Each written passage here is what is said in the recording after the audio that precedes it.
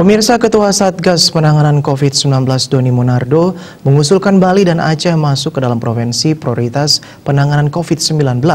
Penyebabnya dalam beberapa waktu terakhir kedua provinsi itu mengalami peningkatan kasus harian COVID-19.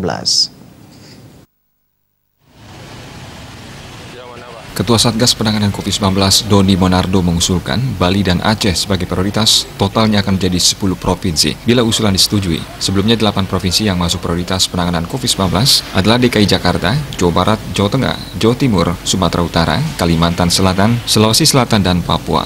Doni Monardo mengatakan pihaknya akan mengencarkan kampanye perubahan perilaku masyarakat agar senantiasa menaati protokol kesehatan. Terkait arahan Presiden Jokowi mengenai intervensi berbasis lokal terkait dengan perubahan perilaku, pihaknya lalu menjalin kerjasama dengan seluruh komponen masyarakat termasuk para relawan dan semua komunitas di seluruh Bali. Sosialisasi dan kampanye perubahan perilaku akan dilakukan di provinsi-provinsi prioritas yang memiliki tingkat kasus COVID-19 tinggi. Sementara juru bicara Satgas Penanganan COVID-19 Wiku Adhisa Smito menyebutkan ada sejumlah target yang sudah ditetapkan Presiden di provinsi prioritas, yakni penurunan penambahan kasus harian, peningkatan angka kesembuhan, dan penurunan angka kematian. Presiden Jokowi minta target bisa dicapai dalam waktu 2 minggu ke depan. Untuk mencapai target tersebut, sejumlah langkah diambil, yakni menyamakan data antara pusat dan daerah dalam rangka pengambilan keputusan cepat, melakukan operasi justisi untuk penegakan disiplin protokol kesehatan dengan menggunakan peraturan pidana bagi pelanggar, meningkatkan manajemen perawatan pasien COVID-19 untuk menurunkan angka kematian dan meningkatkan angka kesembuhan, dan menangani secara spesifik klaster-klaster COVID-19 di setiap provinsi. Terkait dengan upaya tersebut, masyarakat diajak ingat selalu pesan Ibu, yaitu memakai masker, menjaga jarak, menghindari kerumunan, dan mencuci tangan dengan sabun dan air mengalir.